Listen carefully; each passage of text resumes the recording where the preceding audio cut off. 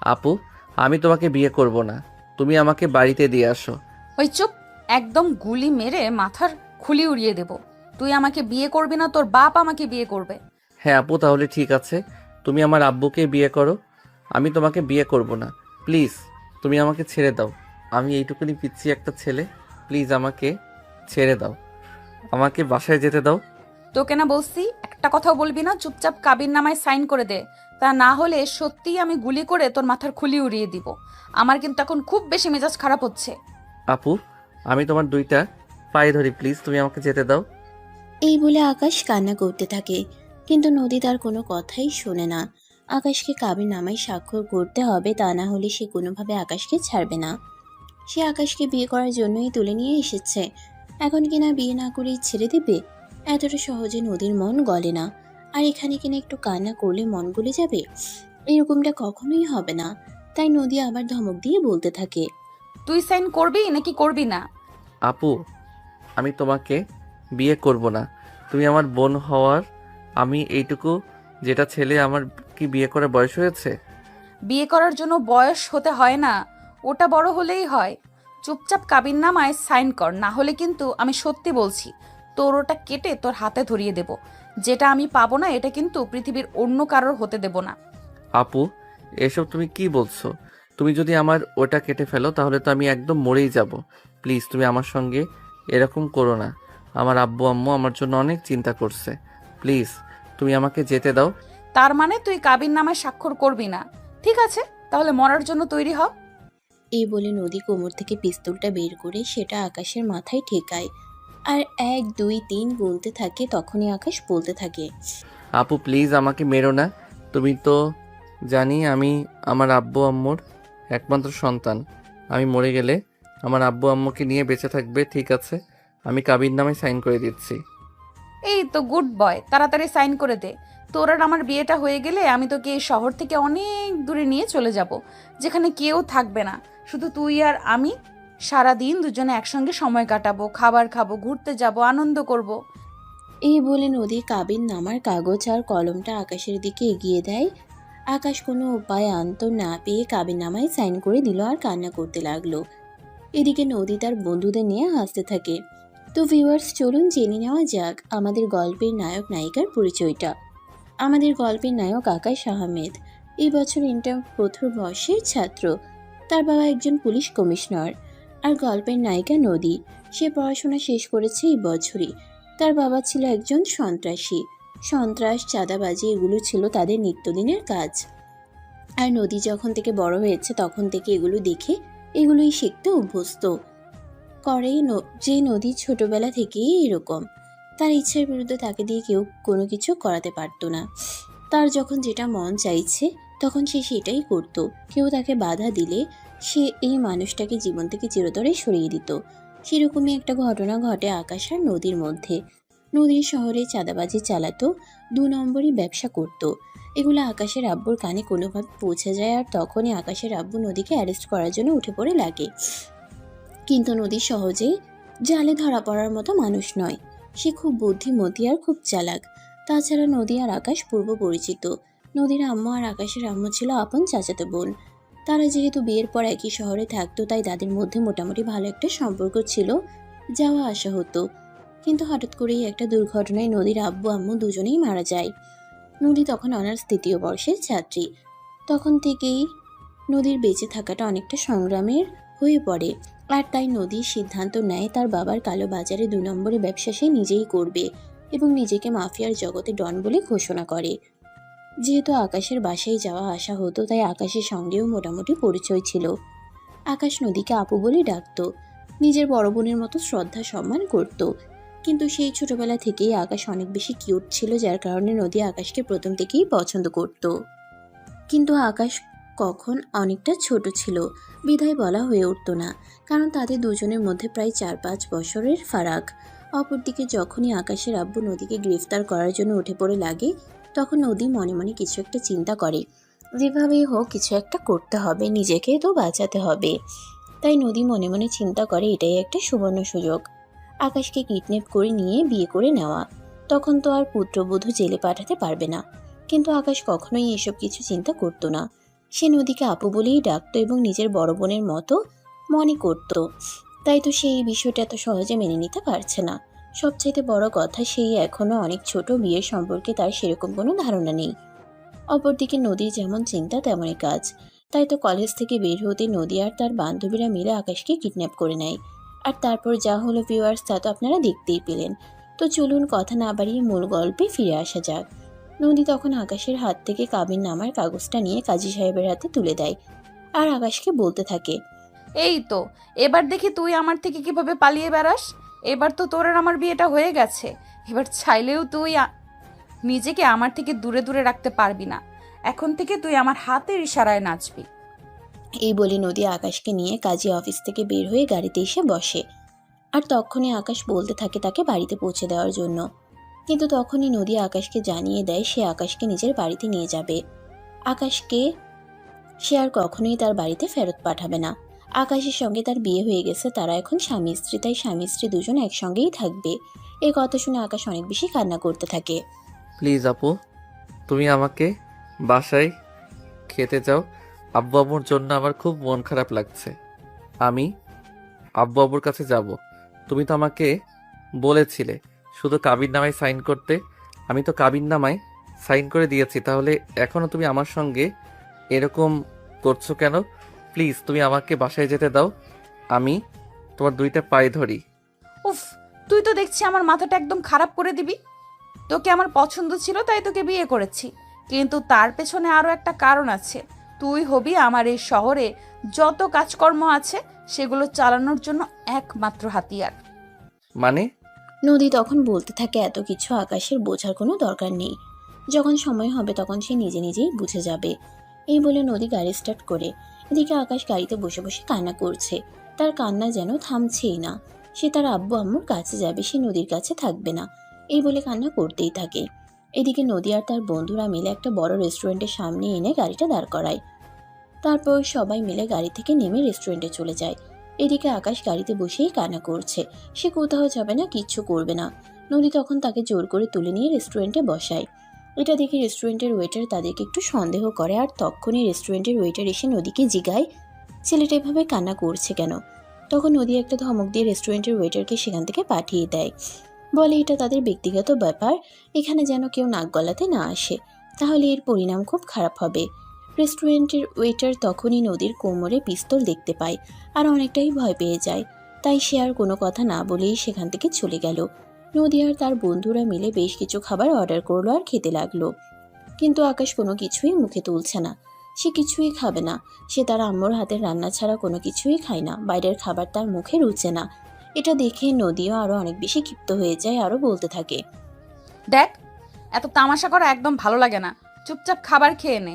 এখন থেকে বাসায় যেতে পারবি না।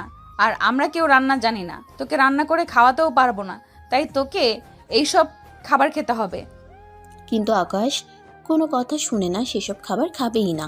সে বাইরের খাবার খেতে পারে না। সে কখনো তার আম্মুর হাতের রান্না ছাড়া অন্য কারোর হাতের রান্না খায় না। তাহলে এখন সে কেন বাইরের খাবার খাবে?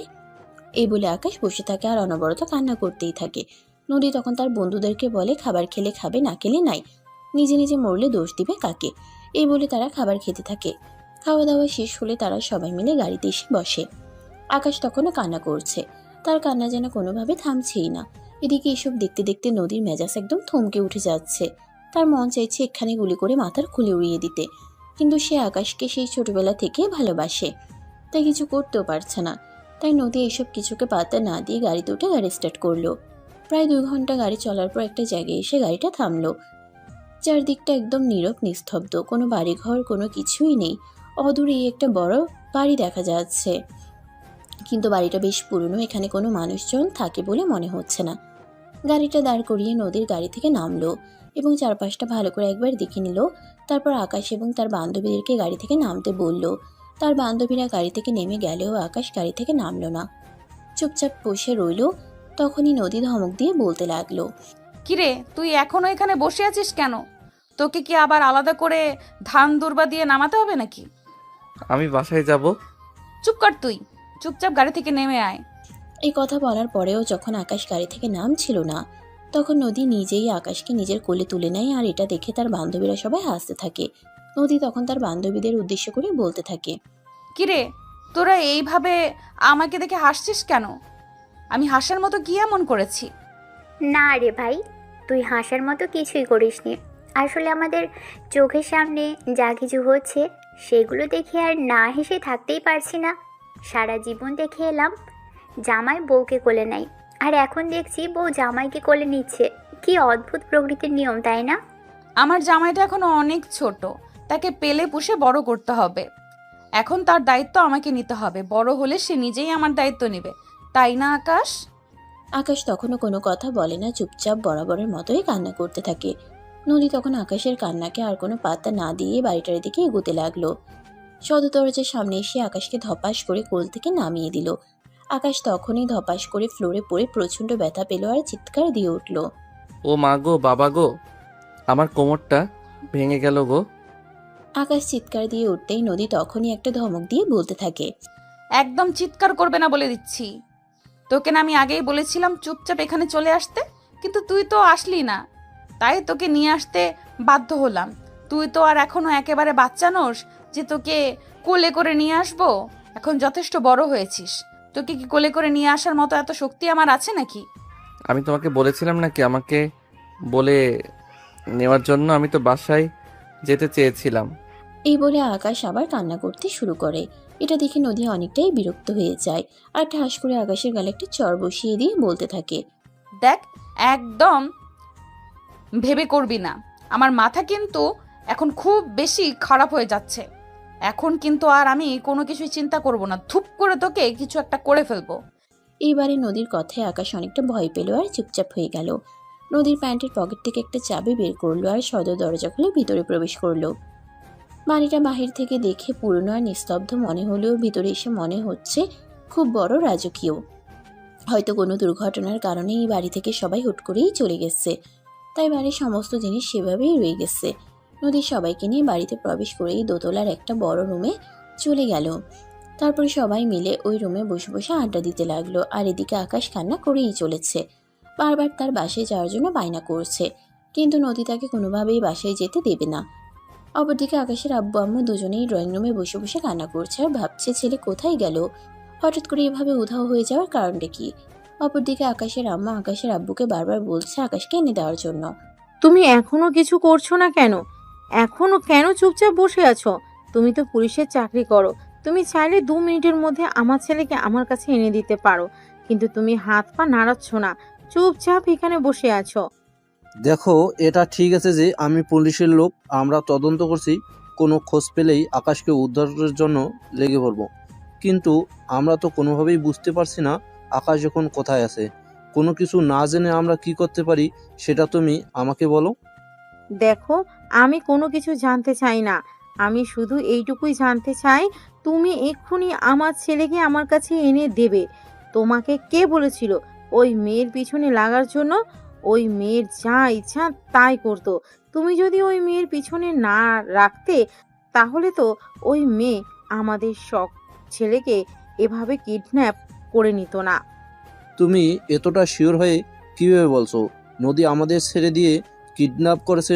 নদী ছাড়া তো এই শহরে আরও অনেক গুন্ডা মাস্তান আছে যার সঙ্গে আমার শত্রুতা হয়েছে, তারাও তো আমার ছেলেকে কিডন্যাপ করতে পারে। কিন্তু তারপরও তুমি তাদেরকে সন্দেহ না করে নদীর উপর বারবার দোষারোপ করছো কেন? তখনই আকাশের আম্মু বলতে থাকে অন্য সবার সঙ্গে শত্রুতা থাকলেও নদীর শত্রুতাটা অন্যরকম। নদী প্রথমেই নিষেধ করে দিয়েছিল তার সঙ্গে শত্রুতায় না যাওয়ার জন্য, কিন্তু তারপরেও আকাশের আব্বু তার সঙ্গে শত্রুতায় গিয়েছে। প্রথমেই আকাশের আব্বুকে বলেছিল তার সঙ্গে ঝামেলা করলে এর পরিণাম খুব ভয়াবহ হবে, কিন্তু আকাশের আব্বু সেই কথা শুনেনি। আকাশের আব্বু ইচ্ছে করেই নদীর সঙ্গে ঝামেলাটা গভীর থেকে গভীরতর করেছে, তাই তো নদী এতটা বেপরোয়া হয়ে উঠেছে। এখন উনি কোনো কিছুই শুনতে চান না, শুধু ওনার ছেলেকে নিজের কাছে ফেরত চান। এই বলেই কান্না আর চিৎকার চেঁচামেচি করতে থাকেন আকাশের আম্মু। ঠিক এমন সময় আকাশের আব্বু বাসা থেকে বের হয়ে চলে যায়, কারণ এখানে থাকলে স্ত্রীর বকবকানি শুনতে শুনতে মাথা আরও বেশি খারাপ হয়ে যাবে। একে তো ছেলেকে পাওয়া যাচ্ছে না, তার উপর আবার কেউ যদি অযথাই দোষারোপ করতে থাকে তাহলে তো মেজাজ এমনিতেই খারাপ হবে। আকাশের আব্বু থানায় বসে আছে। ইতিমধ্যে মন্ত্রী মিনিস্টার সবাইকে ফোন করা হয়ে গেছে, কিন্তু কেউ কোনোভাবেই কোনো সাহায্য করতে পারছে না। শহরের ভেতর থাকলে কোনো একটা কথা ছিল, কিন্তু এই শহরের কেউ নদীর ফোন নাম্বার পর্যন্ত জানে না যে তার ফোন নাম্বার ট্র্যাক করে নদীর লোকেশন অনুযায়ী পৌঁছে যাবে। তারপরেও যদি শহরে থাকা কোনো একটা ব্যবস্থা করা যেত, কিন্তু নদী তো শহরের বাইরে চলে গেছে। এটা তারা খুব ভালোভাবেই বুঝতে পারছে, কিন্তু কোথায় গেছে? আকাশের আব্বু মন্ত্রী মহাশয়কে বলে, দেখুন স্যার, এই শহরে যদি দুর্নীতি দমন করতে কি আমার ছেলেকে হারাতে হয়, তাহলে তো আমার আর আপনাদের কাছে কিছু বলার নেই এবং চাওয়ারও নেই। আইন রক্ষা করা আমাদের কর্তব্য, কিন্তু আইন রক্ষা করতে গিয়ে যদি আমাদের সন্তানদেরকে হারিয়ে ফেলতে হয়, তাহলে আমরা কিভাবে আপনাদের সেবা দিতে পারি বলুন? দেখুন, এখানে আপনি শুধুমাত্র আমাদেরকে এইভাবে কথা বলতে পারেন না। সব কিছু করার আগে নিজেকে একবার চিন্তা করে নেওয়া প্রয়োজন ছিল। একটা মেয়ে আপনাকে ছেলেকে কিভাবে কিডন্যাপ করে নিতে পারি, আর একটা মেয়ে কিভাবে এতটা ভয়ানক হতে পারে। তখন আকাশের আব্বু বলতে থাকে নদীর সমস্ত পরিচয় সম্পর্কে। সব কিছু শুনে সবাইটা একদমই অবাক। মিনিস্টার তখন আকাশের আব্বুকে বলতে থাকে, আপনার এখানে এই মেয়েটার সম্পর্ক সব কিছুই জানেন, তাহলে তো আমি বলবো এখানে ওই মেয়েটার চাইতে দোষটা আপনার বেশি। আপনার এইভাবে মেয়েটার সঙ্গে পাঙ্গা নেওয়াটা ঠিক হয়নি। এখন যদি আপনার ছেলে বড় কোনো ক্ষতি করে ফেলে, তখন আপনি কি করবেন? প্লিজ স্যার, আপনারা এভাবে বলবেন না। আমার একটা মাত্র সন্তান, আমার ছেলেটার কিছু হয়ে গেলে আমার স্ত্রী বাঁচবে না। আমার স্ত্রীকে আমি অনেক বেশি ভালোবাসি, তাছাড়া আমার সন্তানকেও আমি অনেক বেশি ভালোবাসি। মিনিস্টার তখন আকাশের আব্বুকে শান্ত হতে বলে এবং কি করা যায় সেটা চিন্তা করতে বলে। এই বলে মিনিস্টার থানা থেকে বের হয়ে চলে গেল। এদিকে আকাশের আব্বু পত্রিকায় খবর ছাপিয়েছে, চ্যানেলে চ্যানেলে নিউজ করাচ্ছে নদী ওনার ছেলেকে কিডন্যাপ করে নিয়ে গেছে। ঠিক ওই মুহূর্তেই আকাশের আব্বুর ঠিকানায় ছোট্ট একটা চিঠি আসে। এই যে শ্বশুরমশাই শোনেন, আপনার ছেলেকে আমি তুলে এনেছি এবং আপনার ছেলের সঙ্গে আমার বিয়েটাও হয়ে গেছে। দয়া করে এইসব ফালতু নিউজ করা বন্ধ করুন। আপনার ছেলে আমার কাছে ভালোই আছে। যদি আপনি আমার নামে উল্টোপাল্টা নিউজ করেন, তাহলে আপনার ছেলের কিন্তু খারাপ কিছু হতে পারে। আপনাকে আমি আগেও বলেছিলাম আমার সঙ্গে লাগতে আসবেন না। আমি রেগে গেলে প্রচণ্ড ভয়াবহ হয়ে যেতে পারি। চিঠিটা পড়ে আকাশের আব্বুর পায়ের নিচ থেকে মাটি সরে যেতে লাগলো। এই মেয়ে এসব কি বলছে? তার এইটুকু একটা ছেলে, আর এই ছেলেটাকে সে বিয়ে করে নিয়েছে, কিন্তু এর পিছনে উদ্দেশ্য কি তিনি কিছুই বুঝতে পারছেন না।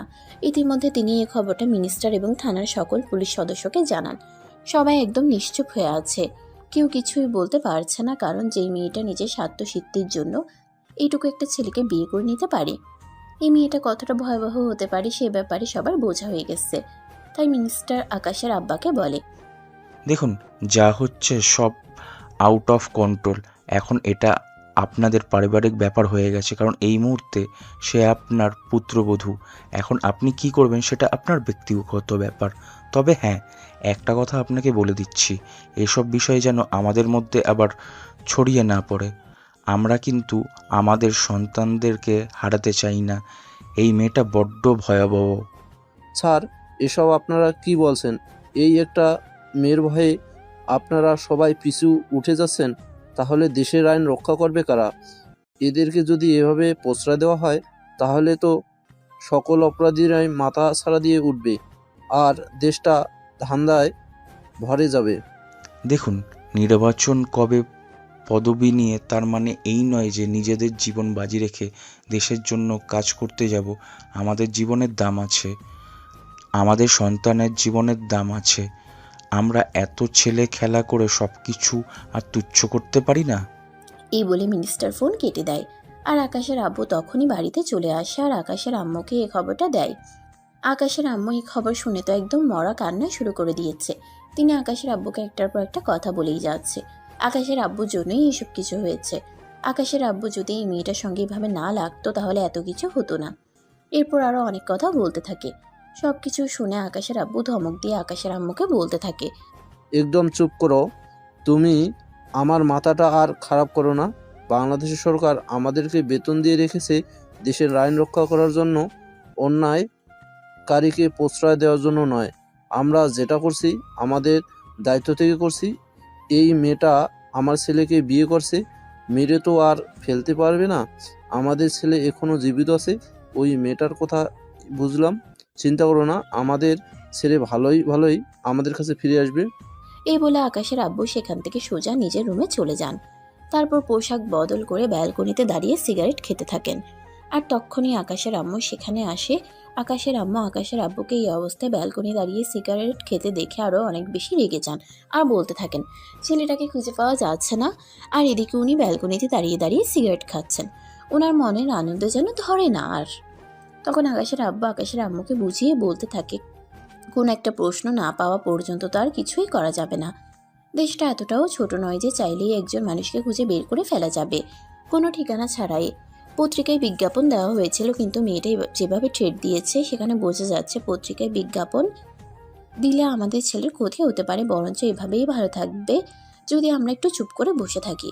তখন আকাশের আম্মু বলতে থাকে আকাশের আব্বুকে, হ্যাঁ চুপ করে বসেই থাকো, তোমাদেরকে কিছু করতে হবে না।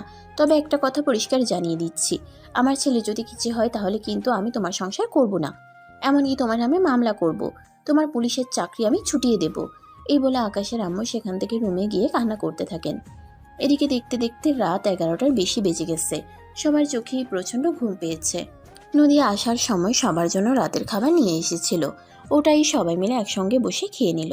আকাশকে খাবার খাওয়ানোর চেষ্টা করলে সে পরিষ্কার জানিয়ে দেয় সে কারোর হাতের খাবে না। নদী যদি আকাশকে তার আম্মুর কাছে ফিরিয়ে দেয় তবেই সেই বাসায় গিয়ে মায়ের হাতে রান্না খাবে। নদী তখনই একটা ধমক দিয়ে আকাশকে বলতে থাকে, এই হারামজাদা, তোকে কতবার বলেছি এইসব ম্যা ম্যা করবি না। তোর এখন বিয়ে হয়েছে, তোর এখন বউ আছে, তুই এখন তোর বউয়ের কাছেই থাকবি। আমি আম্মুর কাছে যাব। এটা শুনে নদী চিৎকার দিয়ে ওঠে আর আবারও কোমর থেকে পিস্তলটা বের করে আকাশের দিকে তাক করে বলতে থাকে, আর একবার যদি ম্যা ম্যা করেছিস তাহলে কিন্তু সত্যি বলছি গুলি করে তোর মাথার খুলি উড়িয়ে দিব। ভুলে যাব যে তোর সঙ্গে আমার বিয়ে হয়েছে, নিজে নিজেই বিধবার পোশাক পরে নেব। আকাশ তখন কান্না কিছুটা থামায় আর একটু চুপ হয়ে বসে। নদীর বান্ধবীরা সবাই খাবার খাচ্ছিল। নদী নিজের প্লেট নিয়ে আকাশের কাছে চলে আসে, খাবারের লোকমা বানিয়ে আকাশের মুখের দিকে তুলে ধরে। আকাশ তখন মুখ বন্ধ করিয়ে আছে। এটা থেকে যদি আরো বেশি খেপে গেল, এটা দেখে নদী আরো বেশি খেপে গেল। অন্য হাত দিয়ে আকাশের মুখ চেপে ধরে আকাশের মুখের ভিতর খাবারটা ঢুকিয়ে দিল। আকাশ তখন কোনো উপায়ান্তর না পেয়ে খাবার গিলতে লাগলো। এভাবে খাওয়া শেষ হলে নদী তার বান্ধবীদের বলতে থাকে, এই তোরা পাশের রুমে গিয়ে ঘুমিয়ে পড়, আমি আমার পিচ্চি জামাইকে নিয়ে এই রুমেই ঘুমাবো। আপনাদের বান্ধবীরা তখন পাশের রুমে গিয়ে শুয়ে পড়ল। এ থেকে তার বান্ধবীরা চলে যেতেই সে রুমের দরজাটা লাগিয়ে দিল। বিছানায় এসে শুয়ে পড়লো আর আকাশকেও শুয়ে পড়তে বলল, কিন্তু আকাশ বসেই আছে, বিছানায় শোয়ার নামগন্ধ নেই। তখনই নদী আকাশের একটা হাত ধরে হ্যাঁচকা টান দিতেই আকাশ একদম নদীর বুকের উপর গিয়ে পড়ল। বুকের উপর পড়লো বললে ভুল হবে, আকাশের মুখ একদম নদীর ওই দুটোর উপর গিয়ে পড়েছে। আকাশ হা করে ওই দুটোর মাঝখানের ফাঁকা জায়গাটার দিকে তাকিয়ে আছে। এটা দেখে নদী বলতে থাকে আকাশ এভাবে হা করে তাকিয়ে কি দেখছে। তখন আকাশ বলতে থাকে, তোমার এই দুটো তো বেশ বড়, আর দুটোর মাঝখানে যে বাদামি রঙের তিলটা আছে সেটাও সুন্দর। ওরে আমার লুচ্চা জামাই, সে নাকি এখনো অনেক ছোট আছে, নাকি এখনো কোনো কিছুই বোঝে না, অথচ তাকে কিভাবে কায়দা করতে হবে এটা তো খুব ভালো করেই জানিস। এখন কথা না বাড়িয়ে চুপচাপ বালিশে শুয়ে পড়, ঘুমিয়ে পড়। কিন্তু তোমার ওই দুটো তো আমাকে খুব আকর্ষণ করছে। আমার তো মন চাইছে ওই দুটোর উপর শুয়ে ঘুমাতে। এই দেখ, এমনিতেই মেজাজ খারাপ আছে, তুই আমার আর মেজাজ খারাপ করিস না। এসব ফালতু বকা বন্ধ কর, চুপচাপ বালিশে শুয়ে ঘুমিয়ে পড়। এই বলে নদী আকাশকে ধাক্কা দিয়ে বিছানার ওপর ফেলে দেয়। আকাশ তখন আর কোনো কথা না বলে চুপচাপ বালিশে ছুঁয়ে থাকে। মাঝ রাত্রিরে হঠাৎ নদী নিজের থেকেই আকাশকে নিয়ে নিজের বুকের সঙ্গে মিশিয়ে নেয়। আকাশের মুখটা তখনও আবার ওই নদীর ওই দুটোর একদম মাঝামাঝি চলে যায়। আকাশের মুখে লাগতে আকাশ বুঝতে পারে এই দুটো বেশ নরম আর একটু গরমও। আকাশ তখন নিজের হাত দিয়ে একটু হাত বুলিয়ে দেওয়ার চেষ্টা করে। বেশ ভালোই লাগছিল, নদীও খুব আরাম পাচ্ছিল এভাবে হাত বুলিয়ে দেয়াতে। সে তখনই আকাশকে আরো শক্ত করে জড়িয়ে ধরে আর নিজের আরো কাছে টেনে নেয়। ওদিকে নদীর শক্ত বাহুবন্ধনে আবদ্ধ হয়ে আকাশের দম নিতে কষ্ট হচ্ছিল। আকাশেরও খুব ভালো লাগছিল। ওই দুটোতে এভাবে আস্তে আস্তে টিপ দিতে এসে ও নিজের হাত দিয়ে খুব সুন্দর করে টিপতে থাকে। এদিকে নদীর মধ্যে অনেকটা উত্তেজনা ভাব চলে এসেছিল, যেহেতু আকাশ নিজের হাত দিয়ে ভালোভাবে নদীর ওই দুটো ম্যাসেজ করে দিচ্ছিল। নদীর মধ্যেও কখন নেশাময় একটা ভাব চলে আসে। নদী আকাশকে নিজের আরো কাছে টেনে নেয় আর আকাশের ঠোঁট দুটো নিজের দখলে নিয়ে ইচ্ছে মতো কিস করতে থাকে। আকাশ হলে ওই দুটোতে হাত দিয়েছে আর নদী কেন আকাশকে এভাবে পাগলের মতো কিস করছে আকাশ কিছুই বুঝতে পারছে না। আকাশ নিজেকে ছাড়ানোর চেষ্টা করছে, তখনই নদী বলতে থাকে, এই এভাবে নাড়াচাড়া করছিস কেন? একদম নাড়াচাড়া করবি না, আমাকে আদর করে দে। আমার তো নিঃশ্বাস নিতে কষ্ট হচ্ছে, প্লিজ আমাকে ছেড়ে দাও। ওমা তাই বুঝি? তাহলে তুই যখন আবার ওই দুটোকে এইভাবে টিপছিলি, আমারও যে কষ্ট হচ্ছিল না? ওগুলো তো একদম নরম তুলার মতো, আমি তো টিপে খুব মজা পাচ্ছিলাম। তোর ঠোঁট দুটো সেই মিষ্টি, আমিও চুমু খেয়ে মজা পাচ্ছি, তাই চুপচাপ যা করছি তাই করতে দে। এই বলে নদী আকাশের সারা গায়ে চুমু খেতে থাকে। এদিকে দেখতে দেখতে সে আকাশের শরীর থেকে সমস্ত কাপড় ছিনিয়ে নিয়েছে। আকাশ তখন নদীকে বলছে, এই আপু, কি করছো তুমি? তুমি আমার শরীর থেকে সমস্ত কাপড় খুলে ফেলছো কেন? আমার তো লজ্জা করছে। ওরে বাবারে, আমার পিচ্ছি জামাইটা নাকি আবার লজ্জা করে। লজ্জা করতে হবে না, আমি তোর বিয়ে করা বউ, এখানে অন্য কেউ আসবে না, তাই লজ্জা পাওয়ার কোনো কারণ নেই। এই বলে নদী ততক্ষণে নিজের শরীরের সমস্ত কাপড়ও খুলে ফেলে দিয়েছে। এই প্রথমবার আকাশ নিজের এত কাছে থেকে একটা মেয়েকে এভাবে উলঙ্গ অবস্থায় দেখছে। আকাশ নিজেকেও কন্ট্রোল করতে পারছে না। আকাশ নদীকে বলতে থাকে, আপু, তোমার ওই দুটো তো বেশ সুন্দর আর বড়, একটু খেতে দেবে? তোকে না করেছে কে? ওখানে দাঁড়িয়ে আছিস কেন? কাছে এসে খা না। তারপরেও আকাশের কেমন যেন একটা ভয় লাগছিল। সে ওখানেই দাঁড়িয়েছিল। এই প্রথমবার কোনো মেয়ে তার এতটা কাছে, তাও আবার এভাবে কাপড়বিহীন অবস্থায়। ভয় তো করছে, লজ্জা লাগছে। নদী তখনই আকাশের হাত ধরে টান দিয়ে নিজের কাছে টেনে নেয় আর আকাশের মুখের কাছে তার ওই দুটো তুলে ধরে। আকাশকেও তখন কেন জানি এক অজানা আকর্ষণ আকর্ষণ লাগছিল। আকাশ নিজেকে আর কোনোভাবেই ঠিক রাখতে পারছিল না। আকাশ তখন নিজের সমস্ত ভয় দূরে ফেলে নদীর ওই দুটোতে হাত দিয়ে ওই দুটো ধরে ফেলে আর এক হাতে টিপতে থাকে, অন্য হাতে একটা মুখে নিয়ে ইচ্ছামতো চুষতে থাকে। আকাশ এমনভাবে চুষে চুষে খাচ্ছিল, মনে হচ্ছে এর আগেও সে কোনো মেয়ের সঙ্গে এগুলো করেছে। এটা দেখে নদী বলতে থাকে, তোকে দেখলে ছোটবেলা থেকেই আমার বুকের মধ্যে অন্যরকম একটা শিহরণ জাগতো, কিন্তু তুই তো একটু আগেও বলেছিলি তুই নাকি খুব পিচ্ছি। এখন তো মনে হচ্ছে আমার থেকে ভালো এক্সপেরিয়েন্স আছে তোর। না মানে, আসলে তুমি তো খুব রসালো, তাই নিজেকে কেন জানি ধরে রাখতে পারছি না। তাই বুঝি? তাহলে আর দেরি করছিস কেন? আমার তো খুব কষ্ট হচ্ছে, তলপেটে প্রচন্ড ব্যথা হচ্ছে, চল না সবটা সেরে ফেলি। এই কথা বলেই নদী আকাশকে ধাক্কা দিয়ে বিছানার উপর ফেলে দিল। আর তারপর কি হলো সেটা তো আপনারা জানেনই। পরের দিন সকালবেলা ভোরের আলো ফুটে উঠেছে, জানালা দিয়ে আলো রুমের ভিতর আসতে শুরু করেছে। ভোরের রোদ তাদের দুজনের মুখের উপর পড়ছে। তখনই ঘুম ভাঙে আকাশের। আকাশ দেখতে পায় তখনও তারা দুজনেই এভাবেই কাপড়বিহীন অবস্থায় দুজন দুজনের সঙ্গে লেপ্টে শুয়ে আছে। নদী আকাশকে এমনভাবে জড়িয়ে ধরে আছে, তার থেকে ছাড়া পাওয়ার কোনো উপায় নেই। আকাশ নিজেকে ছাড়ানোর জন্য অনেক চেষ্টা করতে থাকে, কিন্তু কোনোভাবেই পেরে ওঠে না। তখনই নদী বলতে থাকে, কিরে, কি হয়েছে তোর? এইভাবে বাইম মাছের মতো মুচড়ামুচড়ি করছিস কেন? আপু ছাড়ো আমাকে, যে অবস্থায় শুয়ে আছি এই অবস্থায় যদি মান ইজ্জতের ফালুদা হয়ে যাবে। ওরে বাবারে বাবা, রাতে যখন আমার সবকিছু চুষে চুষে খেলি তখন তোর মানিজ্যতের ফালুদা হয়নি? না মানে, আসলে তখন তো রুমে তুমি আর আমি ছাড়া কেউ ছিল না, এখন যদি কেউ চলে আসে। আসবে না, রুমের দরজা ভেতর থেকে লাগানো, তাই চুপচাপ শুয়ে থাক। আমাকে একটু শান্তি মতো ঘুমাতে দে। জীবনে এই প্রথমবার আমার খুব ভালো একটা ঘুম হলো। এই বলে নদী আকাশকে জড়িয়ে ধরে আবারও ঘুমিয়ে পড়ে। দুপুর 12টার দিকে তারা দুজনেই ঘুম থেকে উঠে নদীর বান্ধবীরা তাদের দুজনকে ঘুম থেকে ওঠার জন্য ডাকতে থাকে। ঘুম থেকে উঠে দুজনে ফ্রেশ হয়ে জামা কাপড় চেঞ্জ করে তারপর রুমের দরজা খুলে নদীর বান্ধবীরা রুমে এসেই দুজনের জামা কাপড় চেঞ্জ দেখে জিজ্ঞাসা করতে থাকে, কি ব্যাপার দোস্ত? দেখে তো কেমন জানি সন্দেহ সন্দেহ লাগতেছে। ছেলেটা তো এইটুকু পিচ্ছি, তুই আবার উল্টোপাল্টা কিছু করিসনি তো? দেখ, সব জিনিস সবসময় দেখতে ছোট মনে হলেও ভেতরে যে ছোট থাকবে সেরকমটা কিন্তু কথা নেই।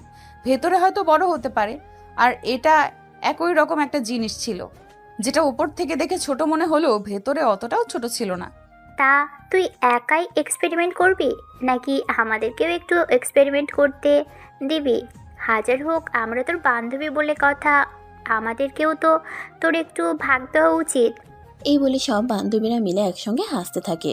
আর এদিকে আকাশ লজ্জায় মাটিতে মিশে যাওয়ার মতো অবস্থা। এটা দেখে নদী তার বান্ধবীদেরকে ধমক দিয়ে হাসি থামাতে বলে। তার বান্ধবীরা তখন নিজেদের হাসি থামায় আর চুপচাপ বসে পড়ে। তখনই নদী তার এক বান্ধবীকে বলে পাশের গ্রামে একটা হোটেল আছে, ওখান থেকে তাদের জন্য খাবার নিয়ে আসতে। নদীর বান্ধবীদের কোনো নদীর কাছ থেকে টাকা নিয়ে সেখান থেকে চলে গেল, তাদের জন্য খাবার নিয়ে আসলো। সবাই মিলে একসঙ্গে বসে খাবার খেলো। আকাশকেও নদী খাবার খাইয়ে দিল। তখনই আবার হঠাৎ করে আকাশ বলতে থাকে সে বাড়িতে যাবে।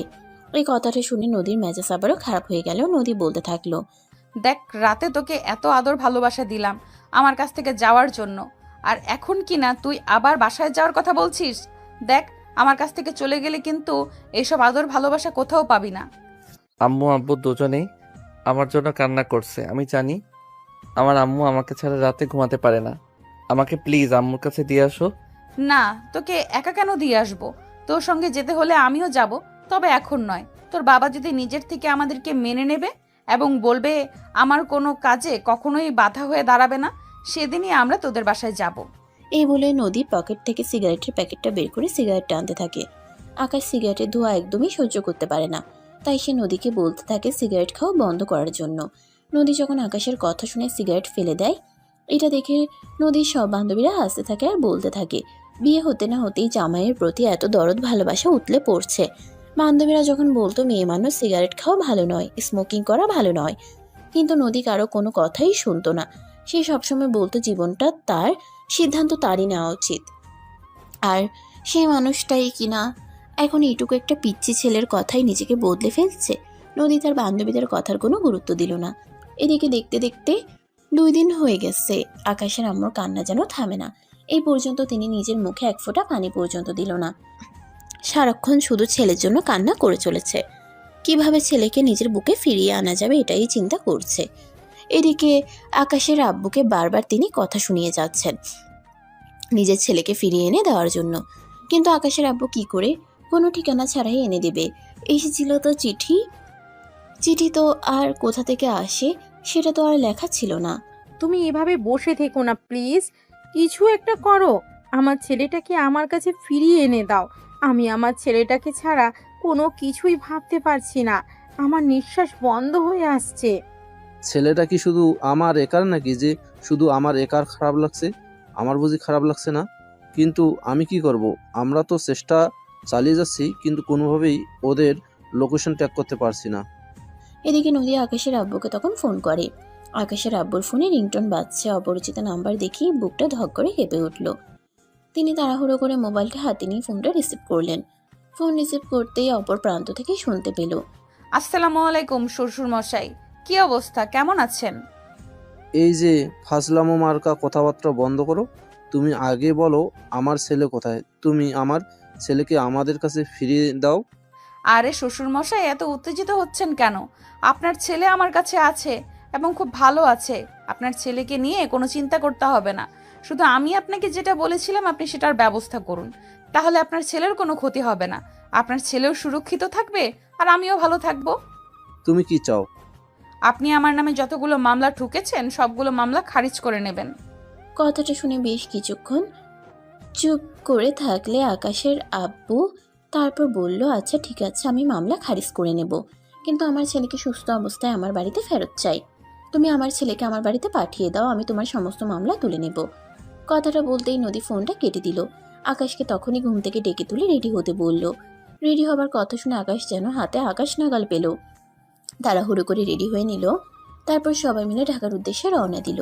বিকেলের মধ্যেই তারা ঢাকায় এসে পৌঁছে গেল। আকাশের বাড়ির দরজার সামনে দাঁড়িয়ে কলিং বেল টিপছে নদী। আকাশের আম্মু কিছুক্ষণের মধ্যে সেই দরজা খুলে দেয়। নদীকে দেখিয়ে তিনি চিৎকার করে বলতে থাকেন আকাশ কোথায়, আকাশকে এনে দিতে।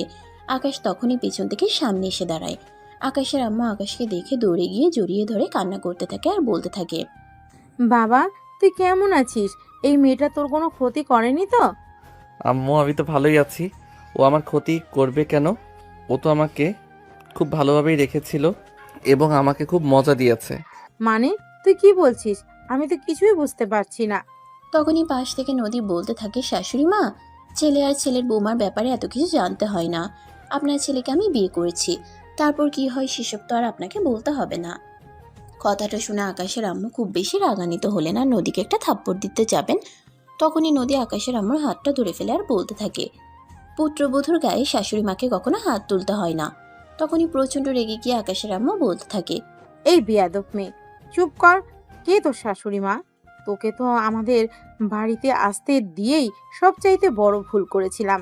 আমি তো ভুলেই গিয়েছিলাম তুই একটা খারাপ লোকের মেয়ে। তোরা কোনো দিনও ভালো হতে পারিস না। একদম ঠিক কথাই বলেছেন। খারাপ লোকের বাচ্চারা খারাপই হয়ে থাকে, তাই তাদের সঙ্গে এভাবে পাঙ্গা নিতে হয় না।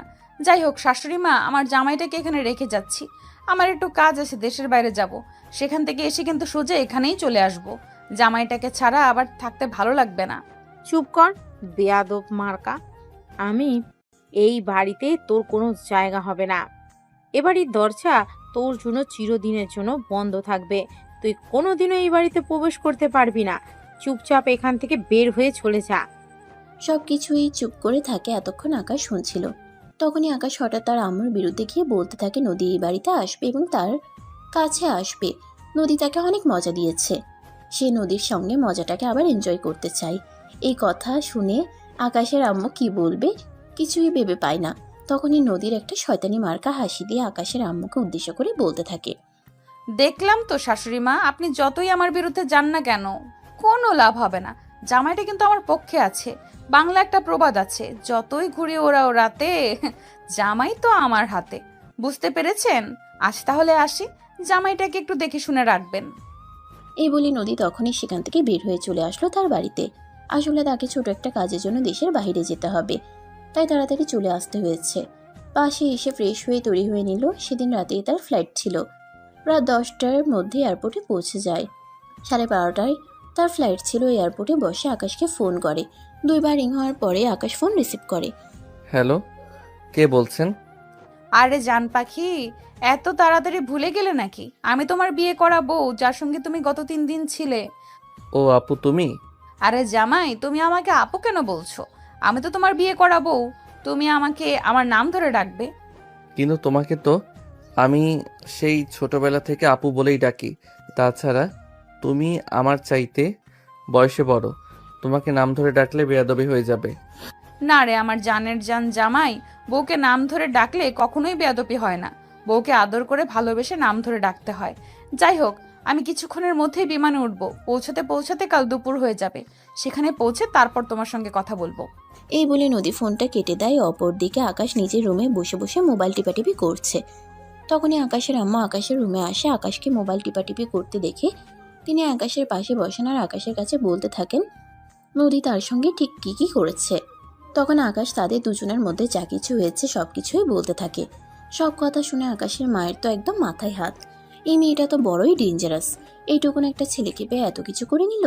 এই মেয়েকে আর যাই হোক কখনো বাড়ির পুত্রবধূ হিসেবে কেউ মেনে নেবে না। এই কথা মনে মনে বলতে বলতে আকাশের আম্মা আকাশের রুম থেকে বের হয়ে চলে গেল। এদিকে আকাশ ঘুমানোর চেষ্টা করছিল, কিন্তু তার কিছুতেই ঘুম আসছিল না। 3 দিন ধরে নদীকে জড়িয়ে ধরে ঘুমাতে ঘুমাতে তার একটা অভ্যাস হয়ে গেছে। এখন তো তার বুকের কাছে কোনো নরম শরীর নেই, তাই তার ঘুম আসছে না। সারা রুম জুড়ে শুধু পায়চারি করতে থাকে। আকাশের রুমের লাইট জ্বলছে। এটা দেখে আকাশের আম্মু আবারও আকাশের রুমে আসে আর জিজ্ঞাসা করে, কি ব্যাপার আকাশ, কি হয়েছে? তুই এখনো ঘুমোসনি কেন? এভাবে রুমের মধ্যে পায়চারি করছিস কেন? আকাশ তখন বলতে থাকে, এই 2 দিন সে নদীকে জড়িয়ে ধরে নদীর নরম শরীরের গন্ধ নিয়ে ঘুমিয়েছে। এখন তার কোনোভাবেই একা একা ঘুম আসছে না। হাত বাড়িয়ে ধরতে গেলেও নরম কোনো শরীরের ছোঁয়া পাচ্ছে না।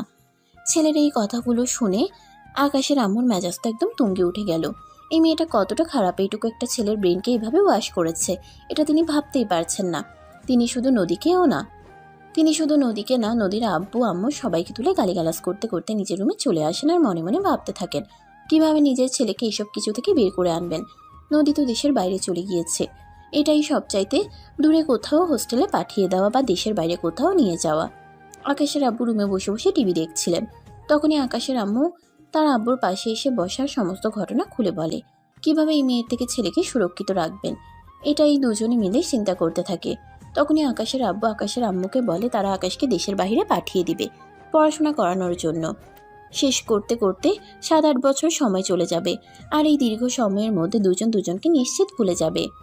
আর একটা মেয়ে কখনোই এত বছর সময় একা একা থাকবে না। তার জীবনে যখন পুরুষের ছোঁয়া পেয়েছে তখন বারবার পুরুষের ছোঁয়া পেতে চাইবে এবং সে অন্য পুরুষে আসক্ত হতে বাধ্য হবে। এই বলে তারা দুজনে মিলে সিদ্ধান্ত নেয় নদী বাংলাদেশে ফিরে আসার আগে আকাশকে দেশের বাইরে পড়াশোনা করার জন্য পাঠিয়ে দেবে এবং যা করবে এই 2 দিনের মধ্যেই করবে।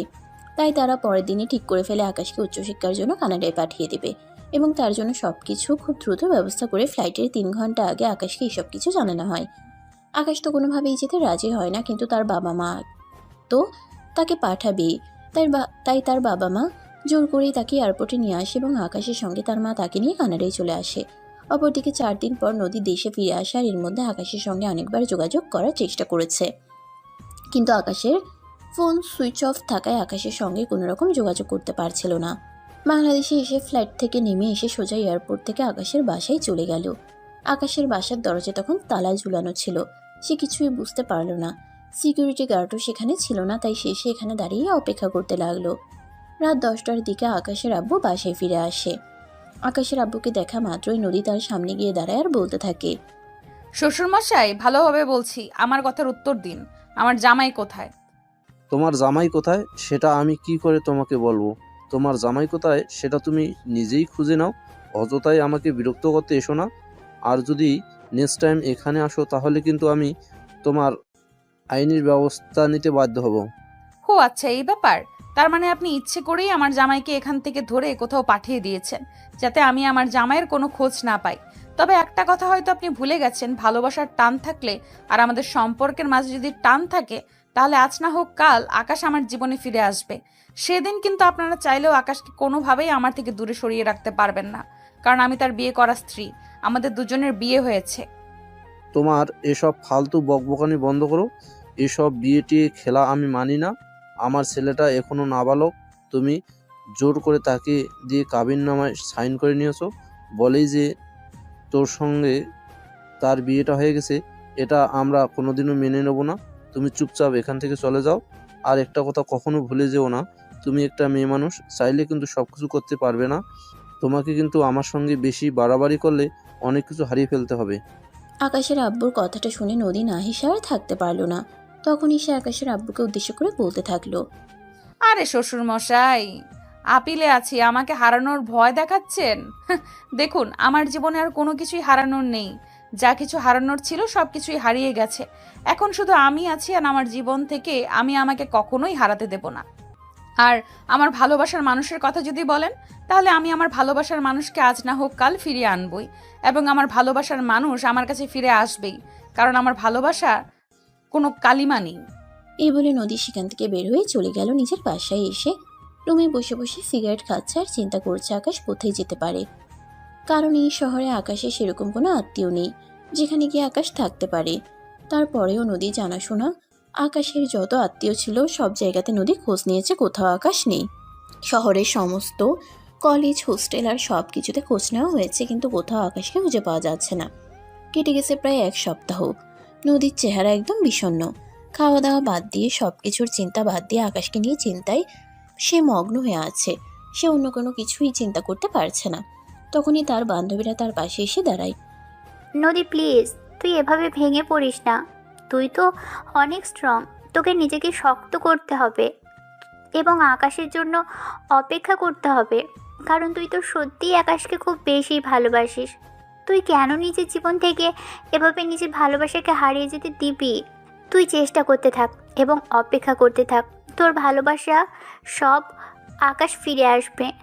দেখ, এভাবে হুট করে আকাশ আমার জীবন থেকে হারিয়ে গেছে, এটা আমি মেনে নিতে পারছি না। আকাশকে আমি সেই ছোট্টবেলা থেকে ভালোবাসি।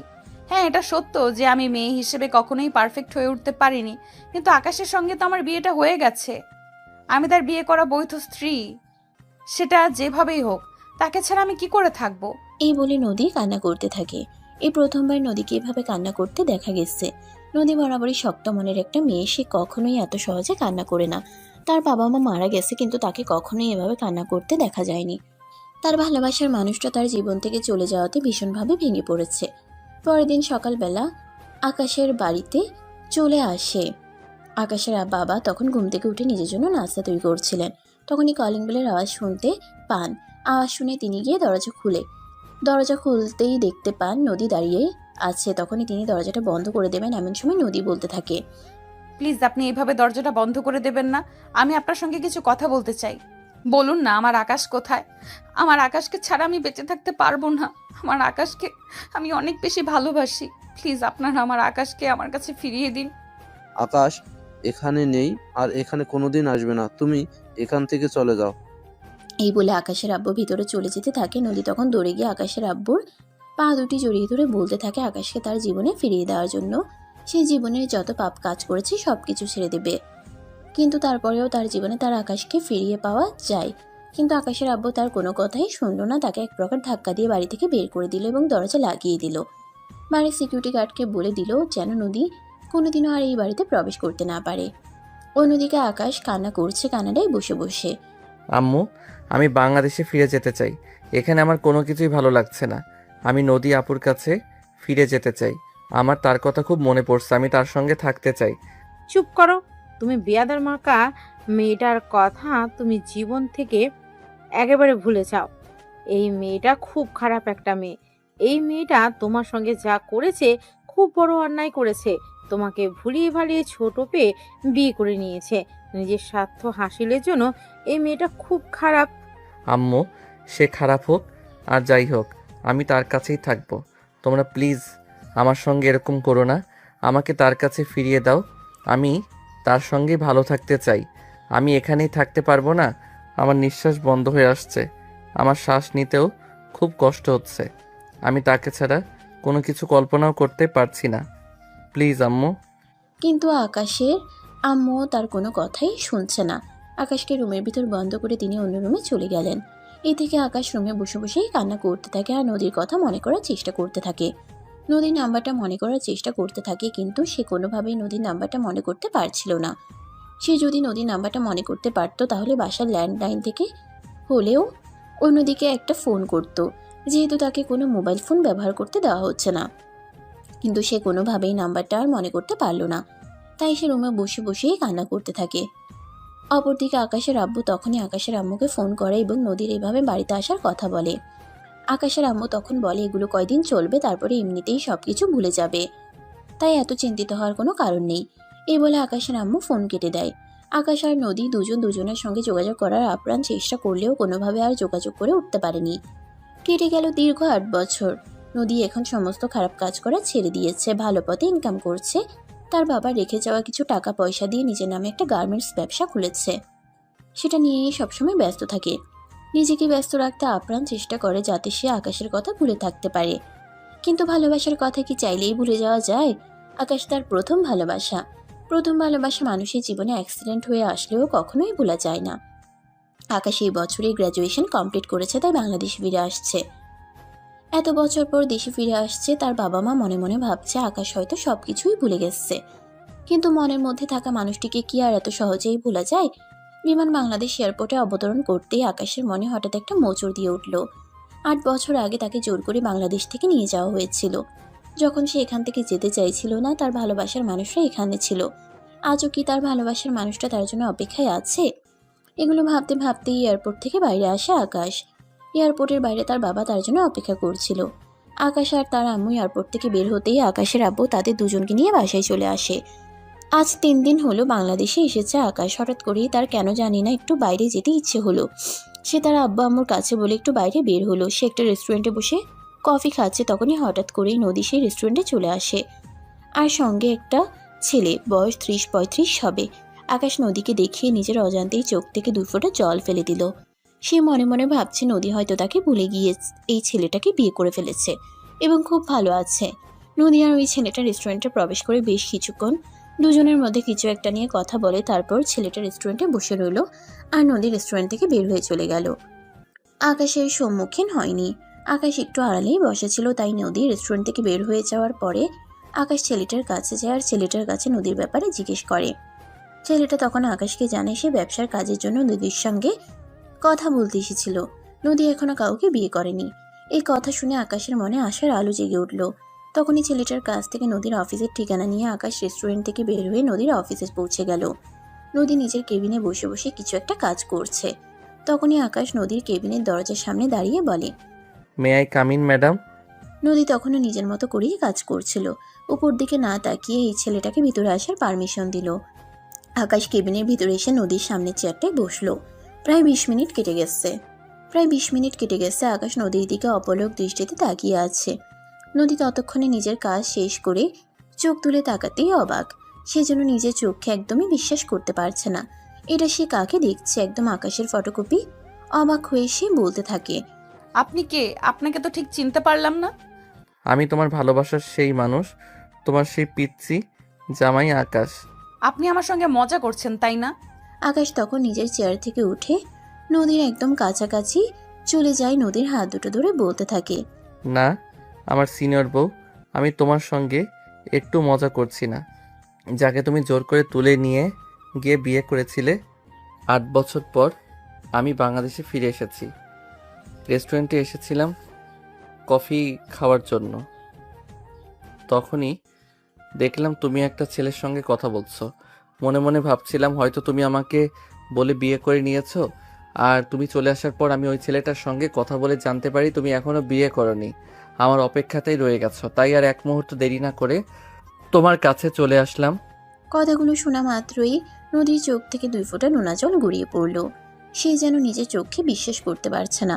ভালোবাসা সত্যি এতটা জোরালো, এত বছর পর ভালোবাসা আবার ফিরে আসলো। নদী যেন নিজের চোখকে বিশ্বাস করতে পারছিল না। তার মনে হয়েছিল যেন সবকিছুই স্বপ্নের মতো। সে আকাশকে বলতে থাকে, দেখো, আমি আবার স্বপ্ন দেখছি না তো? তুমি আবার আমার জীবন থেকে হারিয়ে যাবে না তো? জানো এই 8টা বছর আমার কতটা কষ্টে কেটেছে। প্রতিটা রাত আমি ঘুমোতে পারিনি, প্রতিটা রাত আমাকে নরক যন্ত্রণা ভোগ করতে হয়েছে। তখনই আকাশ নদীকে নিজের কাছে টেনে নেয় আর ভালোবাসার স্পর্শ দিয়ে নিজের বুকের সঙ্গে মিশিয়ে নিয়ে বলতে থাকে, আমি তোমাকে ফেলে আর কখনোই চলে যাব না। তখন আমি ছোট ছিলাম, চাইলেই কিছু একটা করতে পারতাম না। তাই বাবা মায়ের বাধ্য সন্তানের মতোই সবকিছু আমাকে করতে হয়েছে। কিন্তু এখন আমি বড় হয়েছি, এখন আমার ভালো মন্দ বোঝার মতো বয়স হয়েছে। এখন চাইলেই আমাকে কেউ কোনো কিছু জোর করে চাপিয়ে দিতে পারবে না। তাছাড়া তুমি আমার বিয়ে করা বউ, তোমার সঙ্গে 8 বছর আগে আমার বিয়ে হয়েছিল, এটা আমি এখনো ভুলে যাইনি। তাই আমার জীবনে যদি কোনো নারী আসে তাহলে সেটা তুমিই থাকবে। আমার জীবনে তুমি ছাড়া অন্য কোনো নারী কখনোই আসবে না। 8 বছর সময় তোমাকে ছাড়া কাটিয়েছি, কিন্তু 8 সেকেন্ডের জন্য আমি তোমাকে ভুলতে পারিনি। এই বলে দুজন দুজনকে জড়িয়ে ধরে কান্না করতে থাকে। ঠিক ওই সময় নদীর অফিসের ম্যানেজার নদীর ক্যাবিনে চলে আসে। তাড়াতাড়ি দুজনকে এমন অবস্থায় দেখে তিনি অনেকটাই অপ্রস্তুত হয়ে পড়েন এবং গলায় কাশি দিয়ে তিনি সেখান থেকে চলে যান।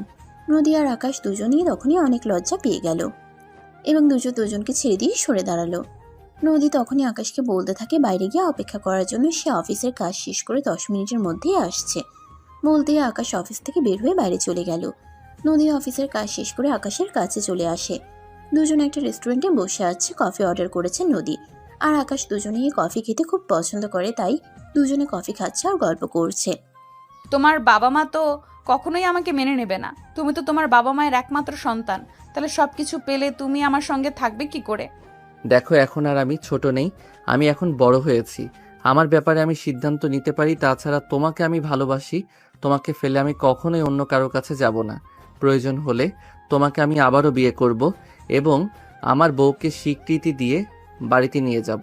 তারপর বাবা মা মেনে নেবে কি নেবে না এটা তাদের ব্যক্তিগত ব্যাপার। তারপর দুজনে আরো বেশ কিছুক্ষণ গল্প করতে থাকে।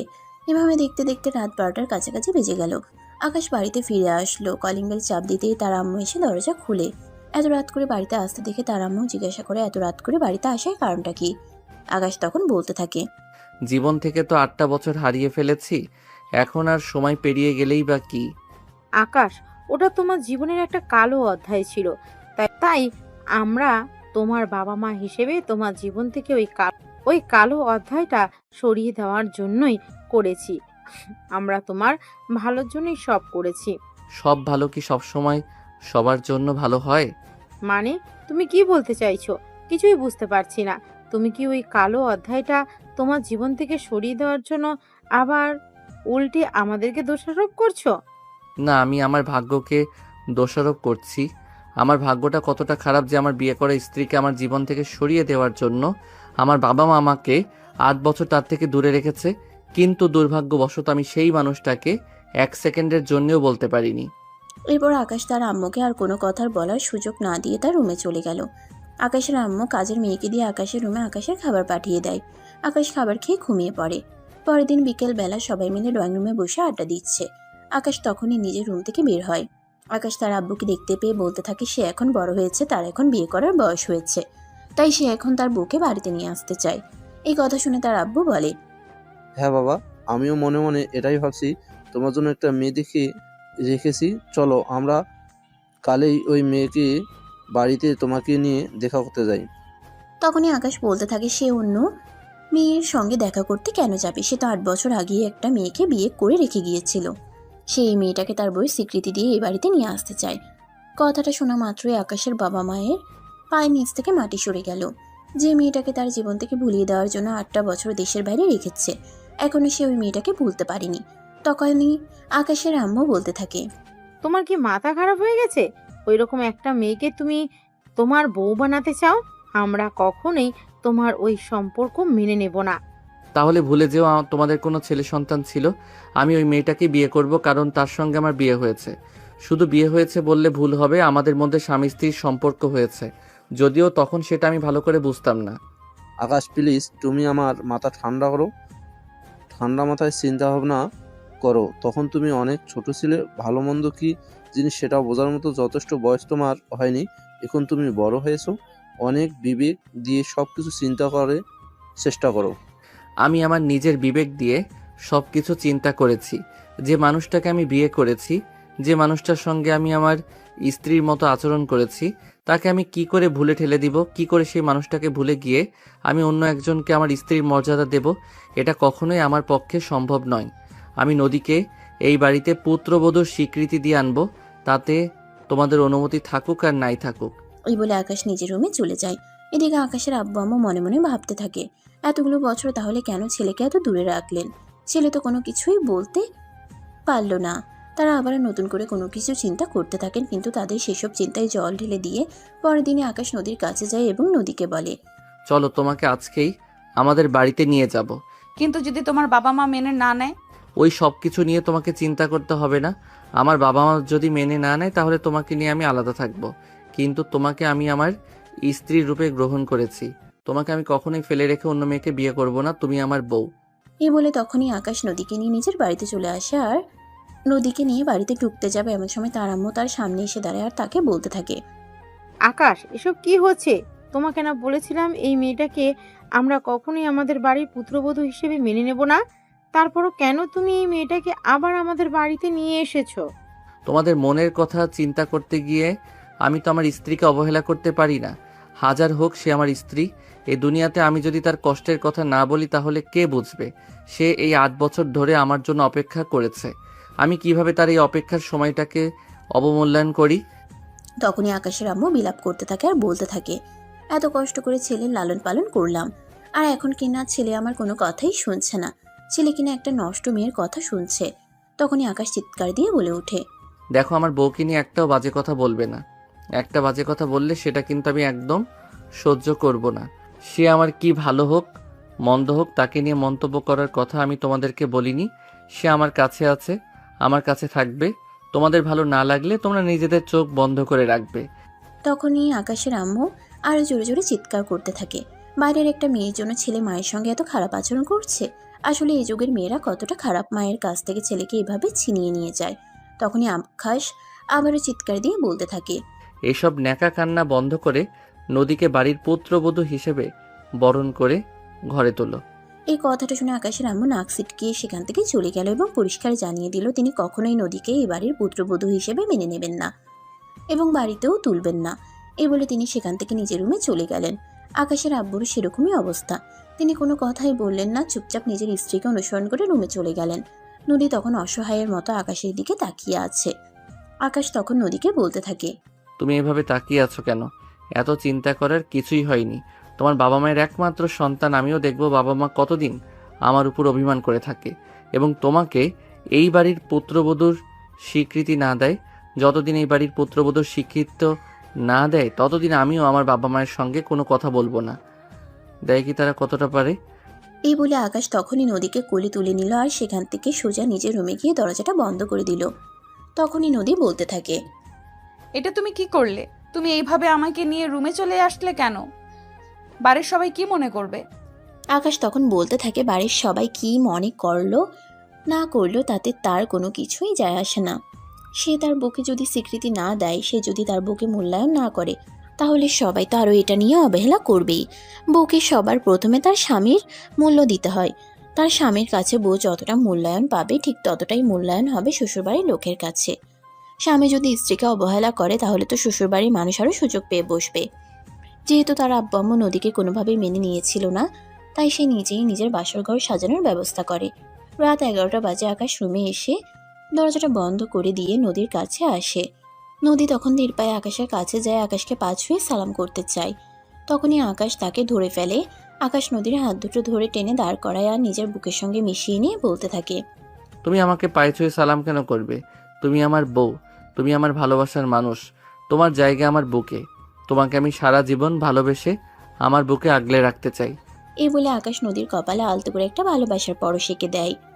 তারপর নদী আর আকাশ দুজনে মিলে 2 রাকাত নফল নামাজ আদায় করে এবং আল্লাহর দরবারে তাদের ভবিষ্যৎ জীবনের জন্য দোয়া প্রার্থনা করে। নামাজ শেষ হলে দুজনেই বিছানার উপরে এসে বসে। তারপর নদী বলতে থাকে, আচ্ছা, তুমি তো এতদিন দেশের বাইরে ছিলে, কত মেয়ে মানুষ দেখেছো, কখনো কোনো মেয়ে মানুষের প্রতি নজর পড়েনি? তখনই আকাশ দুষ্টুমি করে বলতে থাকে, আমার চোখ দুটো তো তোমার ওই দুটিতে আটকে ছিল। ওই দুটো যখন প্রথম দিন দেখেছিলাম তখনই, আর ওই দুটো থেকে নিজের চোখকে অন্য কারোর উপর ক্রাশ খাওয়াতে পারিনি। তুমি দেখছি এখনো সেই আগের মতোই দুষ্টুই রয়ে গেছো। তাই নাকি? তাহলে চলো সেদিনকার মতো এক রাউন্ড খেলা হয়ে যাক।